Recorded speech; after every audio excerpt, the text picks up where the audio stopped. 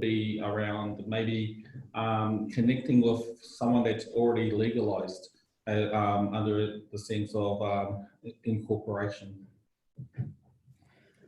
You mentioned that it is a lengthy process though, so what if they're not able to follow it through, or it's just not a possibility for them? Yeah. So there is support here at Sport Waitākere that we can provide you a contact that you might be able to connect with. Nick Coulthard, who is our club capability person, he might be the person that you want to connect with just to have a conversation to start off with, and from there he could probably provide you some really good information to support you. Nice, thanks, Michael. Mike, did you have anything around like your community and how they're trying to find the ways to be legalised to apply for funding? At this stage, that question hasn't really been brought up. The questions are more around what can be funded as such. Being we work with a lot of Māori communities within Māori settings like kura kaupapa, kohanga reo, a lot of their traditional or their activities as such wouldn't be considered the norm.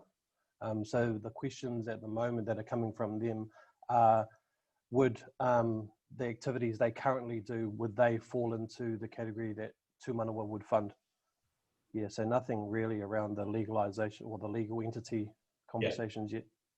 I think this is a great thing about the Tū Manawa fund this time around, is that it is quite broad in its funding approach. So it's generally funding sports, which is like our normal mainstream sports. But this time when it's got active recreation and it's got play as part of its supporting, there is an opportunity for you and your community to provide a lens that could fit under that umbrella. So like, being really broad about how you can describe what you're trying to do within that community, which may fall under an active recreation umbrella, which is outside our normal sports, but could fit in that window. Does that kind of answer your question a little bit or give you some direction? Yeah, 100%. Yeah. You mentioned that bit around what can be funded. What are some of the things that they're looking towards if it's outside those mainstream sports? So at the moment there's obviously more your mainstream approach to sport and recreation, with the ideas of basketball, netball and the likes of those mainstream sports. However, for our Māori settings, our kura kaupapa, at the moment there's a lack of capability to deliver in a culturally appropriate way. So those things would incorporate the use of te reo Māori and the participants being able to see cultural practices as well. And at the moment, those things don't quite exist.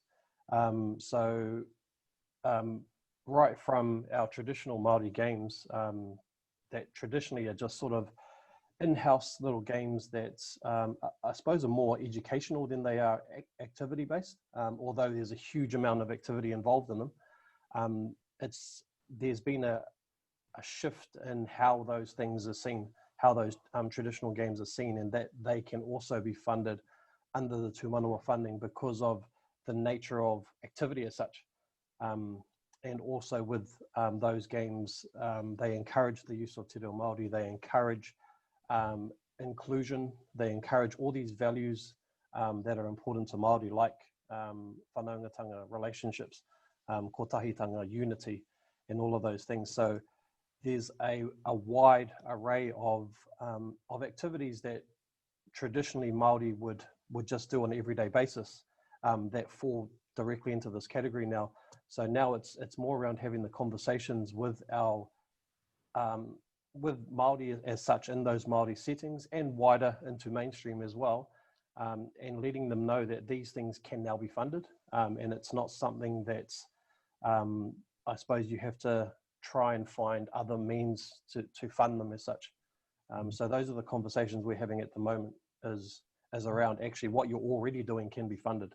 So don't think you have to create something brand new. We'll fund the majority of the stuff you're already doing. So yeah, those are the conversations at the moment.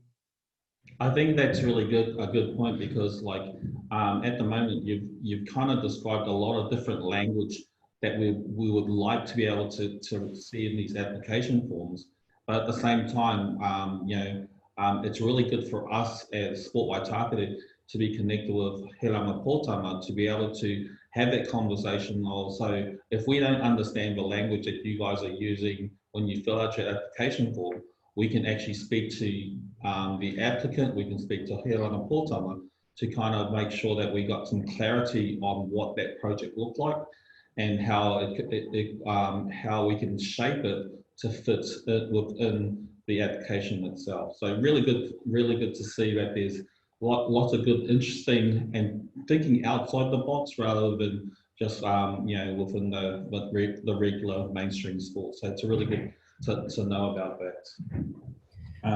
Quick question, just from what you've said, Michael, is that something like seeking support from He Ranga Pōtama when trying to understand or capturing everything that this person or this group is trying to explain in their application form? Does that need to be a special request, or is that across the board going to be something or part of the process when looking at tikanga Māori or anything to do with Māori when it comes to the applications? I think like when you actually go through the application form itself, and even if you were to jump on the Sport Waitākere website, there's a link there that's linked to the Te Whetū Rehua, and from that, if you were looking to provide more of your delivery for your project within a Māori setting, you could actually see a lot of connections within that guiding principles to help shape your application. Definitely, like once you've made that connection to the framework, for us it'll be quite clear for us to engage with He Ranga Pōtama to support that applicant in that process. So yeah, it definitely won't be a standalone. It'll be something that we will definitely be backing 100%. That's nice. Thanks, Michael. Yeah. I guess the other thing that we're kind of really hearing about that's come through in some of our funding applications is equipment has been quite a high priority in regards to funding. Some thoughts from the community. Do you think from reading the application, is equipment a big part of this project, or is it something that is shared to be part of this project? Sorry, can you just repeat that last part of the question? So when people are filling out the application form, we quite a few of the applicants putting equipment first rather than putting the participant first. And have you guys heard any of that through your communities, that when they're looking to apply, they're putting a large weight of equipment into their application? I would say yes and no. So with the few that I've been working with, it's been a bit of a balance. So there are some that have the capacity to do what they want to do in the plan and everything, but don't have the equipment. So of course the equipment is big on the priority list. However, there is another side to it where the community or what they've been doing, they've been used to using little to no equipment. So that's been, that's almost like an extra. The hard part or the key part is more so funding or being able to resource the people or the community person or the leader or the facilitator, coordinator to be able to do the work. From a community perspective, that's been the bigger interest or priority from my experience. So when it comes to equipment, I think when, this is where we're getting into, we really want to get some more clarity on how people are applying for their projects. And so it's really good with us that with Sport Waitākere is that we have got a Word document of the application form to support the applicant. So when you are applying for Te Manawa funding, it's online, but unfortunately, once you've submitted your application, you can't go back. So our recommendation is use the Word document as a guideline. It's not your actual application, but it helps support filling in the document so we can start a conversation. And then we also have a budget template that we would highly recommend that you use to start dropping in your different costing in to help support your application as well. And that'll also provide you a bit of a guideline of where you're weighting what your funding is going towards. In actual fact, we really want the funding to go more towards the participant than what's surrounding the participant. So we just want to make sure that it's not including. You may have parts of your project that you can fund, but because you're applying and you're putting your whole project in there, there's going to be things that we can't fund. Does that make sense to you? Do you have any questions in regards to that? So you are suggesting that the whole project, even if it's doesn't fit within the criteria, to be included in the application to kind of provide an overview, or you just want the specifics to what Te Manawa can fund? So you could include an overview of your whole project within your budget template, and that'll give us a real clear indicator of what Te Manawa funding is funding alongside a project rather than Te Manawa's funding this standalone project. So for example, you could be looking at something where the Te Manawa funding is going to support funding part of this project where there's 50 participants where they'll be, that this Te Manawa funding will be able to fund. But then overall, the project is going to impact on 200 participants.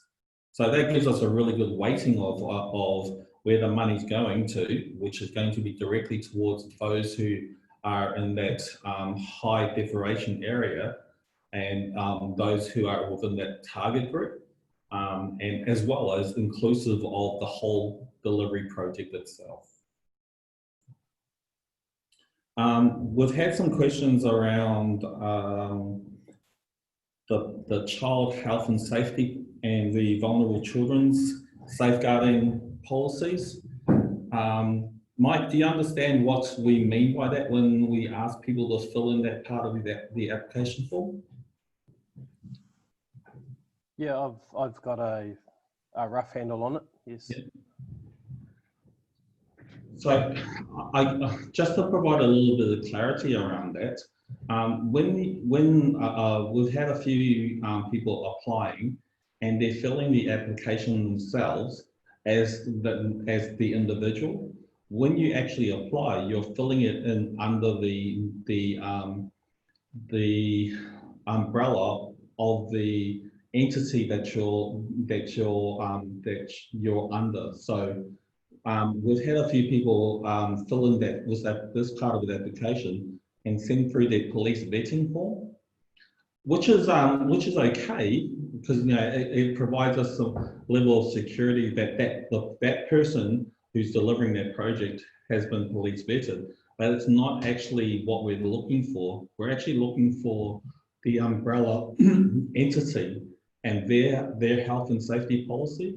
So when we talk about organizations going into to be an incorporated society, largely there's parts of their constitution would have written into it some type of young people health and safety policy that they could include as evidence that they've got that in place.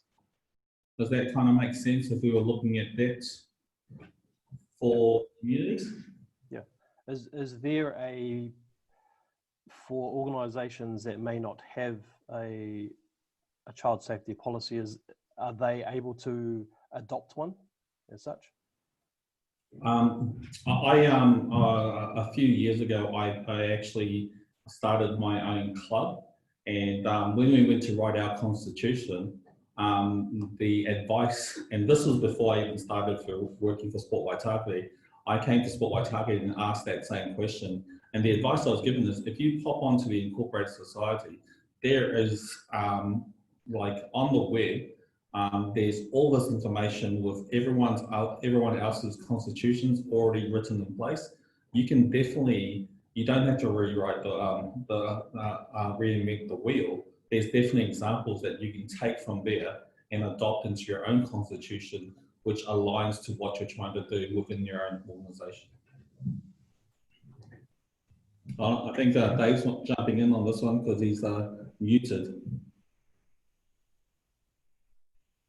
While we wait for Dave, I was just going to ask about another thing that's come up is around within our Pacifica community, just opportunities, or if there's anything around supporting the churches, or have we had any applications where they've come under a church to be able to apply for the funding and then deliver to our Pacifica community?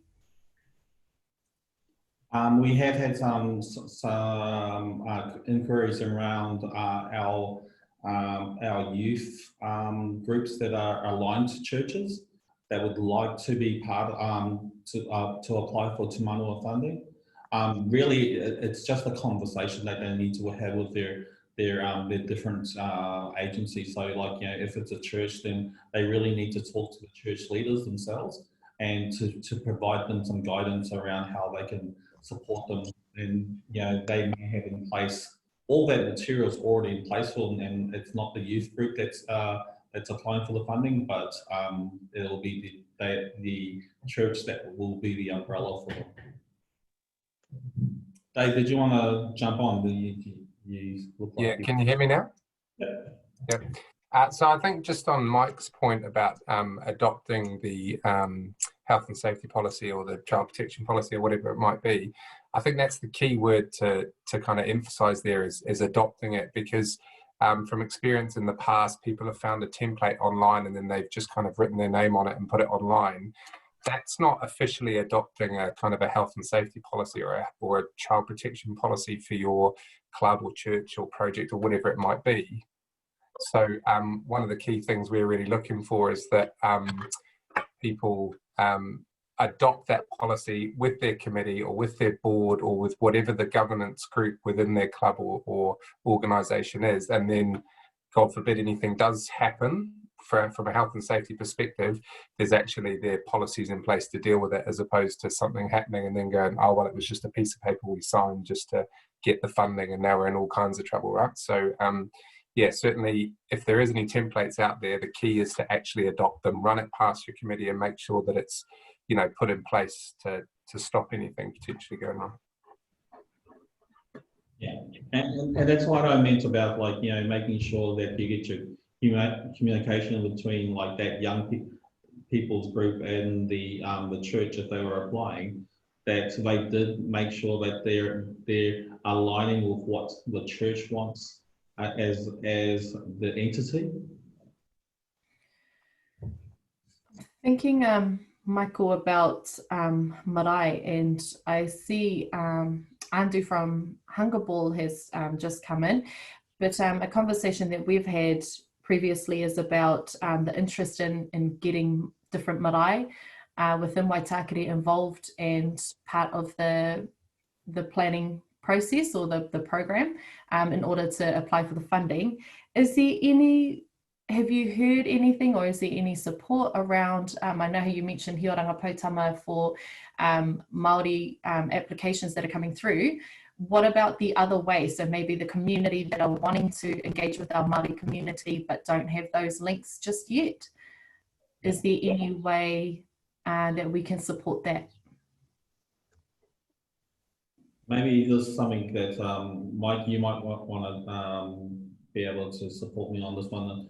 Like if it's a marae, what actually are they going to be looking at doing as a project? And then are maraes entities that are incorporated or under non-profit? Like, what's your feeling on that?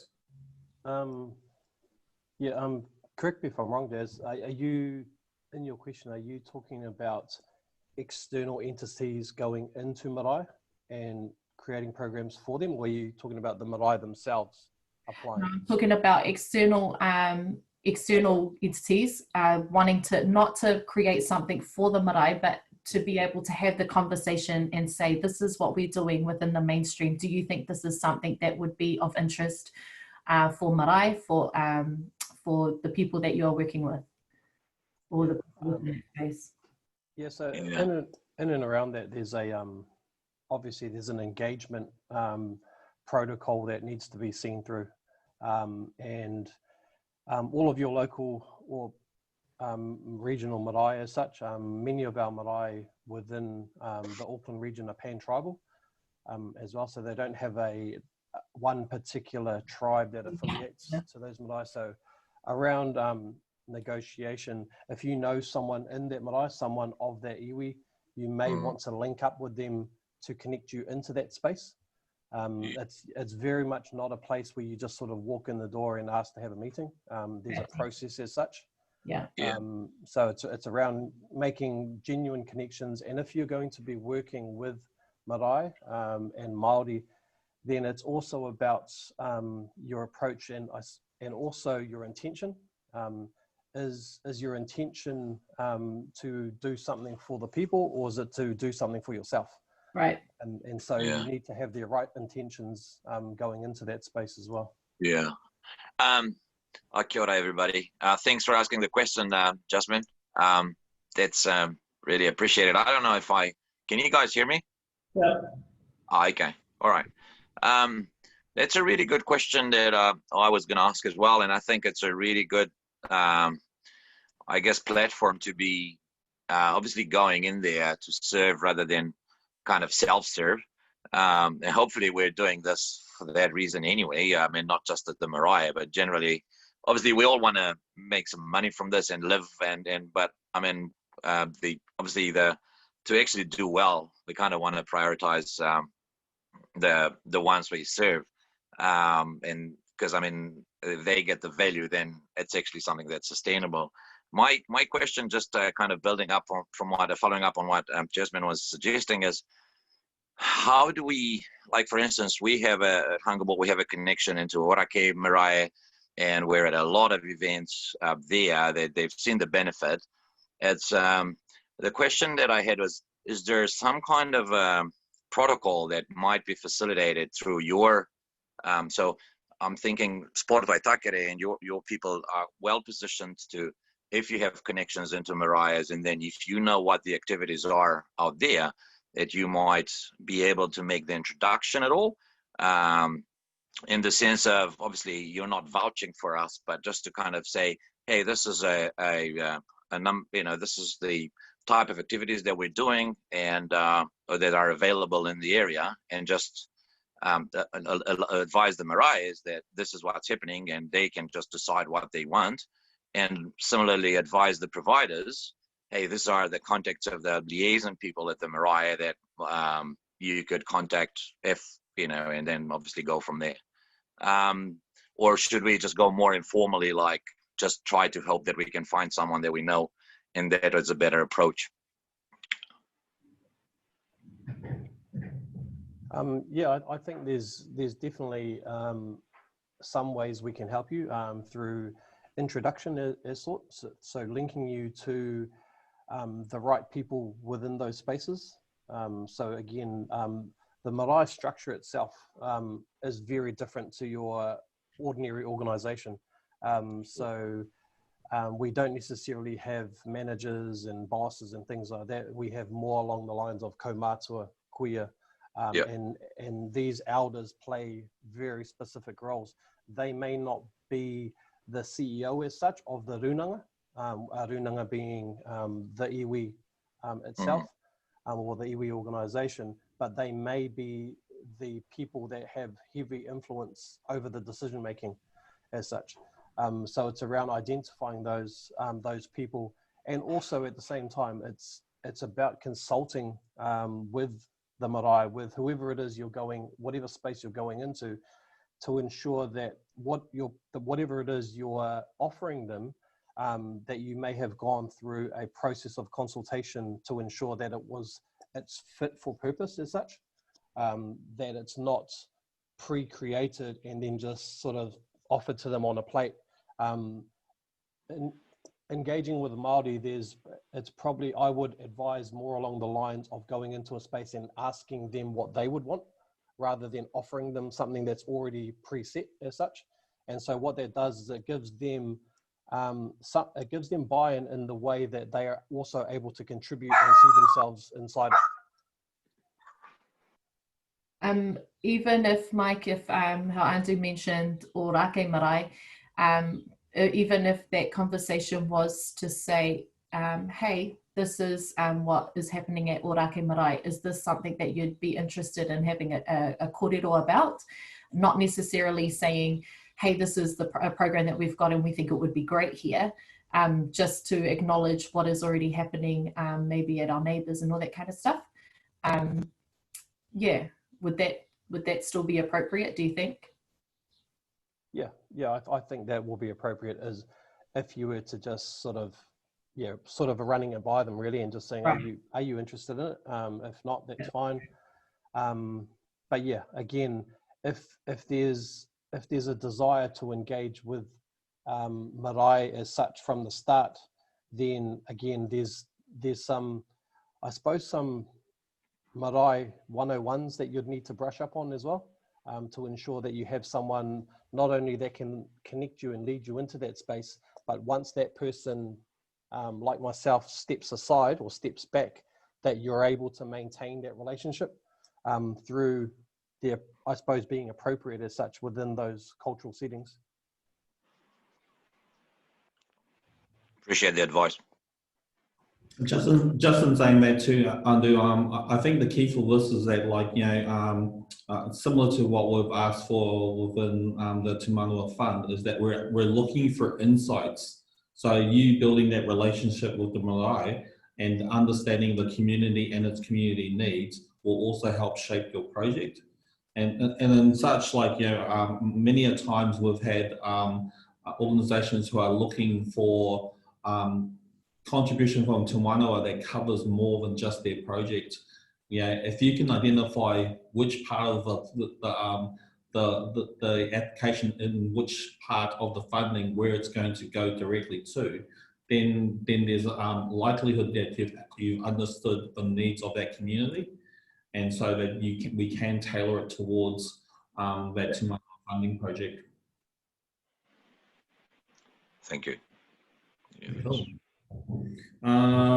So again, we've discussed a little bit about what some of the common questions that we've received from the community.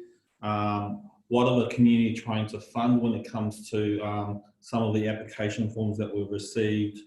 What kind of projects? It's been really good to hear about projects that are outside our normal mainstream. So we are definitely looking at projects that also fall underneath that active recreation and play play being quite a broad definition when it comes to what does that community class as play, and can Te Manawa support that application.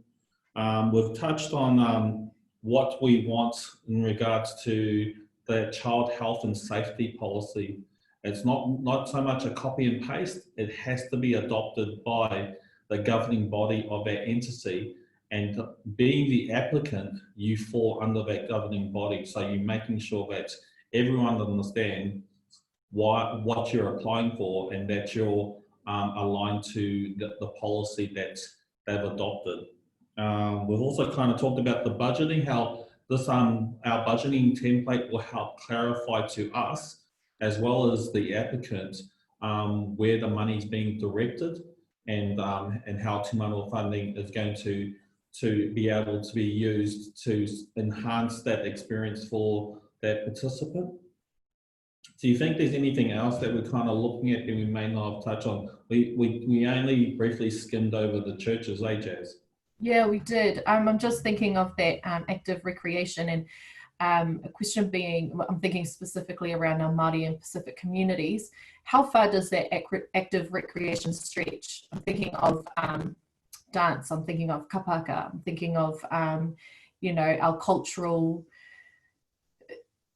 dance mainly, and how we express that, and how that is still can be classed as physical activity for some, but do you class that as active recreation within Te Manawa? Within a Pacific lens, maybe within a Māori lens, that would probably be classed as physical activity as well, and could be classed in active recreation. I guess the question that we would generally ask is that if this is already happening, and it's happened for a number of years prior to this, what is the Te Manawa funding going to be supporting? And it could be additionals of, like, you know, where if the funding wasn't available, then this part of this group may not be able to participate. So it shows evidence that it's happening, but then we would like to see evidence of which part of this community needs that support to help it continue participating in that activity. Okay, thank you. I love the questions around culture because you know, it really gives us a wider lens in regards to what physical activity or play could mean to our communities.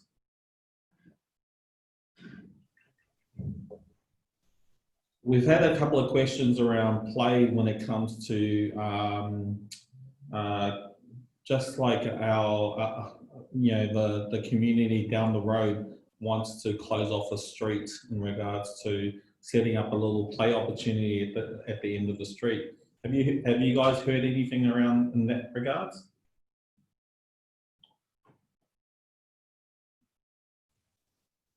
Not recently, sorry, not specific to Manawa. That's good. Mike, do you think you see any opportunities for play that could be incorporated into a Te Manawa fund at a marae? Yeah, 100%. So there's a number of initiatives that are based around play. One of the few being Hipi Karere, which is play through a Māori lens as such. And this is a framework that could potentially be used as such, maybe to influence and help influence what play looks like to others as well. Because I think our ideas of play as adults, we tend to have a skewed view of what play is as opposed to a child. And so the Māori idea or concept of play is very much around breaking down those barriers of rules, taking away the rules, taking away the restrictions of time, who you can play with, what you can do.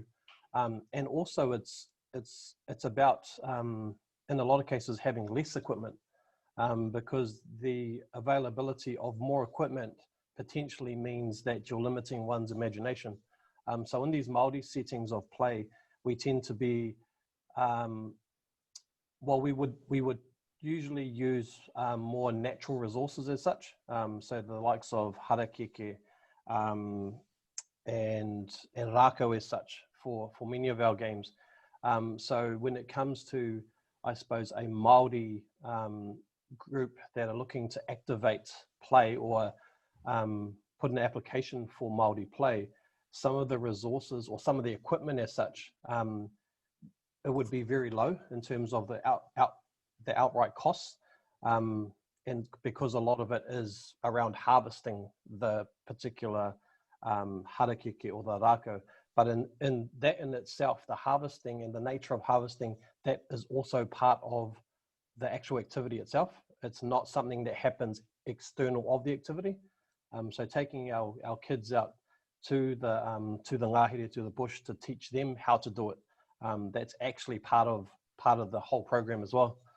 So yeah, I see some huge benefits in Tū Manawa activating play settings as well for Māori. I really see there's some potential there with our Tū Manawa funding to help support. So when you talk about equipment and that there's less equipment that you need to purchase, there could be an opportunity to fund time. And what does time look like? You know, if we're funding a facilitator to help support the use of the resources that you've been gathering at the venue, then there's a good possibility that play could be funded as part of that project. You know, so like, you know, again, it's going through that budgeting process. It may not be inclusive of everything that you want within that project, but then there's definitely parts of it that you could definitely pinpoint as this could be something that we didn't realize that we could get funded. But now that we've gone through that budgeting process, it gives us a bit more clarity around that. That's a really good example. You know, that line between the gathering of resources and being physically active could also could within reason, and the way that you put it into the language of the application could eventually be funded. Michael, just a quick question from the comments, the chat group from Fila. Can there be costs for the creation of the traditional games, resources being printed or filmed to share? For example, play resources as opposed to equipment? In that case, because it's not directly involving the actual participant, so like we're focusing on a specific group, whereas creating that resource is for larger than the group. How do we pinpoint which part of the group are going to use that resource, and how can we fund that part of it? So yeah, it's a great initiative to have an online resource, an online video, or even a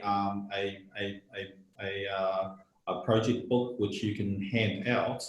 But then if it was a project book that was going to be handed out to the specific community group, which is the targeted group that we're looking at, there could be a link between that. But if we're printing out like 1,000 units to give out to 1,000 different communities that we don't necessarily know have an insight of need, then it's hard for us to kind of understand how we can align that funding towards that specific project. What if it was used as a way to enable the sustainability? So say if it was specific to a group, and then the resource or whatever is delivered is then recorded through the funding, and being able to then create this resource for them to take home and to do on their own. Would that not fall within the framework of? I guess you know, there's so many different funding streams out there. It's like, you know, Tū Manawa funding may not be necessarily this project's funding stream. So I guess we'd kind of have a look at, is there anywhere else that they could get funding that could support this project?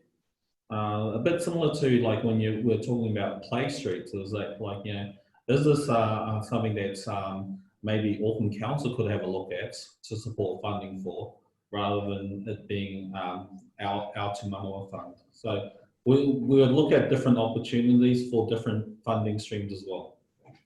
I don't know if Philo was part of the conversation earlier on when you encouraged everybody to still include everything within the application, so that conversation can be had. Yeah. I think that's and this is the hard bit of the application process, is that the wording is capped, so we can't actually capture as much of that evidence as we would like to. So having a conversation with the team that's supporting Tū Manawa funding here at Sport Waitākere, could be the start of defining your application, so it gets to that point where we have captured it and we do understand where those parts are. Thank you. And thank you, Fila, for your question. Just give me a call if you're free, Fila. Yep, Andrew? Yep. Yeah. Thanks for all those answers. It really helps, I guess, understand the process a bit better. I had another question, which is, so the idea is, say if you were part of this fund, is it possible at all to allow for, I know we are supposed to provide insights, so therefore you should go and check and validate the demand with those who you're going to provide to, rather than assume that you are needed, that what you're doing is needed, because that could just be that you're just talking yourself up kind of thing. You don't really know if they want it. But let's say you have, like the example with the marae before, but it could be like, say if you've been to a few schools and you know that there's value and you get good feedback and they want you back.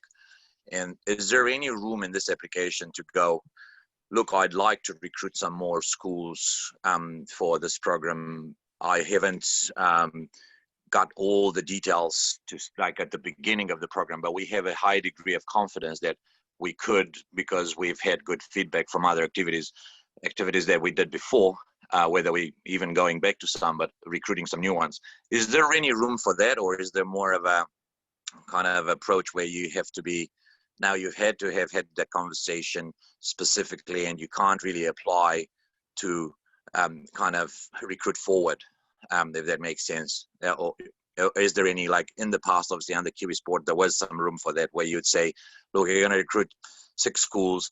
We're going to prioritize low decile schools, like we're going to try, prioritize the types of, we know the priority groups, the vulnerable kids, the different groups, right? And then that's what's going to guide our recruitment, but we're asking for that. So that's is there some room there to, I guess, to prove the demand based on past experience, but not necessarily have every single bit of information about who you're going to deliver to? And Short answer for me, Andrew, is that with the Te Manawa funding, there's the FAST fund as well as the local fund, and the FAST fund this time has been extended to 10K, whereas our previous FAST fund was 5K. So it's a real good opportunity here to look at almost creating a little bit of a history of your project and getting some success on the board to help support you as you move into your next kind of group of funding. So you can apply for FAST fund more than once during the 12 months, and you may be able to leverage what you've actually done to help support you to get your message out to other schools, to be able to get them on board and create that system of need that you can that will support you applying for more funding. Does that kind of answer your question? I think what you're trying to say is that it's like, will Te Manawa funding support you going out into schools prior to delivery? Is that what you're kind of saying? No, the question was, but so, when we get asked, who would you deliver, like in the application, who would you deliver to? Right. And we have some certain agencies, organizations that we know exactly who they're going to be. Like we have, like for instance, I've had consultations with Eden Park, and they wanted us to use the hunger ball in the community, or with Aotearoa Marae, or with I Live Avondale, and they know the type of program exactly that they want to do. So that's easy, because we could provide the information about demand. It's quite specific, and it's been validated with the people we would be delivering to. Now, what I'm asking is, I also know that we have a number of schools that, like where we went, or quite most of them would like want us back, but I'm also trying to go, well, I'd like to recruit other schools as part of the new funding so that others have the same opportunity, but maybe I haven't had that conversation yet specifically with each and every school And I'm asking, is it possible to put in the application something there where we say, we're going to deliver here, here, and here, and we've validated this with the people. So we have 100% kind of agreement from the people that we're going to deliver to. And then there are some that we would like as part of this program to recruit. We know there's a need in the community and in schools for what we do based on previous deliveries in similar school, like a, same type of school, like the primary or intermediate. But we haven't had the conversation specifically with each of them, but we're asking to be allowed to recruit them, and we feel confident that we're going to be able to recruit them to deliver, say, in 20 schools, or it's just an example. So that's what I'm asking. How specific do you need to be in order to be able to apply? Does it have to be that have that conversation with every single organization that you propose to deliver to, or can you have like a category of, like, you can say like you can say we're going to deliver to schools, primary schools, we'll recruit 5 of them.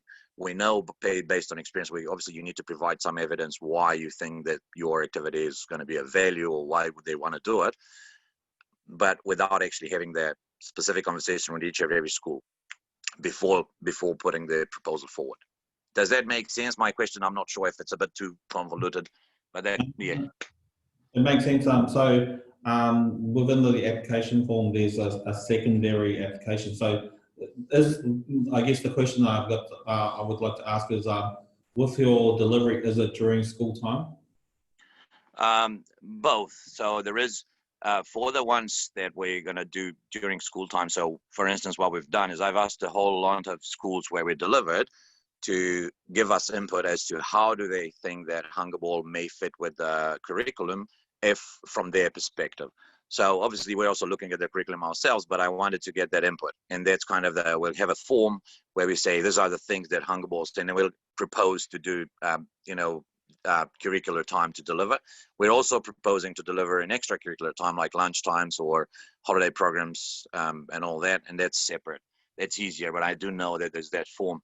So what I'm saying is that the curricular time, if we're going to propose to do this, we'll say this is based on consultation with a number of schools that we've talked to, and this is what the response is, that overall it fits with this, but we haven't necessarily said for that school it fits with that purpose, or with the other school it fits with that person. It's like I guess it's a generic document that's based on feedback from a number of schools. Is that okay? I guess that's the question that I had, because it's just like a separate question, but it's good to talk about that actually. Yeah, I think that, like, I would definitely recommend that you would be partnering alongside the school, either within curriculum time or outside curriculum time, to make sure that they're engaged with what your proposal is, before you apply for that funding.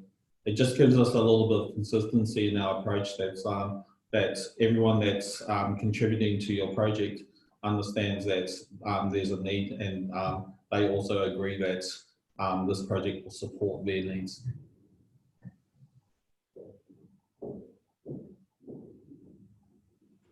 So that's kind of saying, no, do not include anything that you haven't actually specifically talked to the school or to the organization. So you can't say, is that what you're saying? What I'm saying is that I would recommend that you have partnerships with your schools before engaging in that application. Okay. Cool. I know that you've had conversations with Dips, who's part of this call as well, but definitely something that we can take offline and have further discussions with when you're free to come meet with us. Oh yeah, anytime, yeah, sure. Cool. Anytime. Yeah, so hopefully this our conversations have been able to support a wide variety of topics. Like, we really haven't gone too in depth in some of those contexts, but just hoping that if you do have any questions, any follow-up questions, that there's a chance for you to reach out to either our team through our funding at sportwaitakere.nz email, or if you would like to contact us directly and set up a time to have that discussion. Jazz, was there any other questions coming from the comment boxes? No, nothing else. And I can't see anything on Facebook either. Oh, cool, cool. So I'll give it that awkward pause so that if there are any questions, people can jot them down or jump on and ask, and then we'll finish up our webinar for tonight. I love this time. I might just make a comment around the hunger bores and Hunter's question around, I suppose, not having gone through that consultation process. And I think for me, my main concern is that without consultation, it is just purely assumption.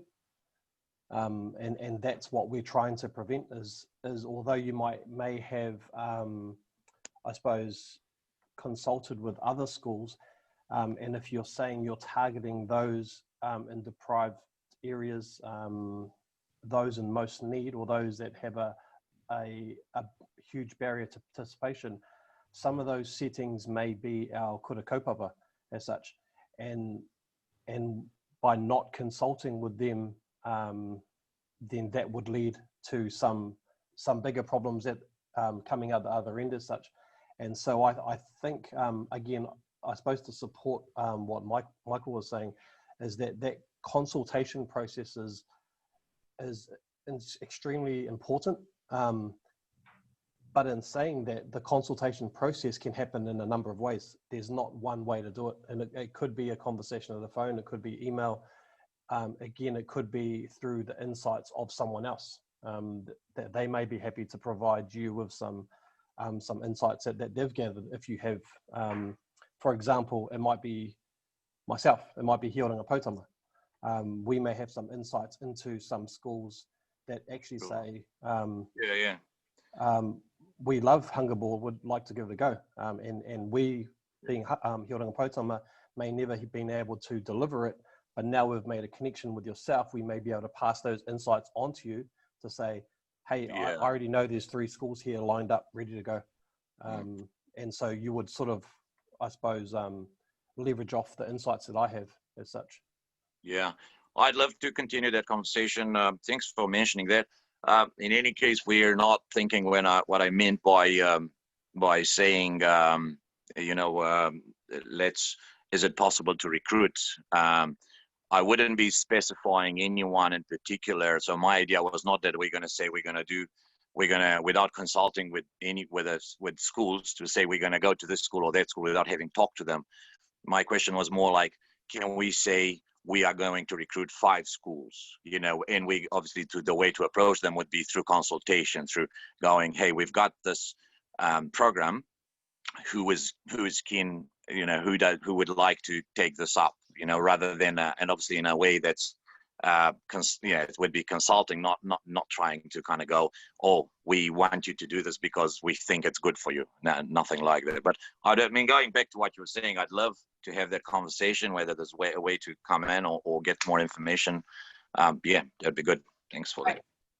So it would be still following through that same process of consulting and talking to the schools and the community. It would just be post application, rather than doing all of that right now and then specifying the schools in the application.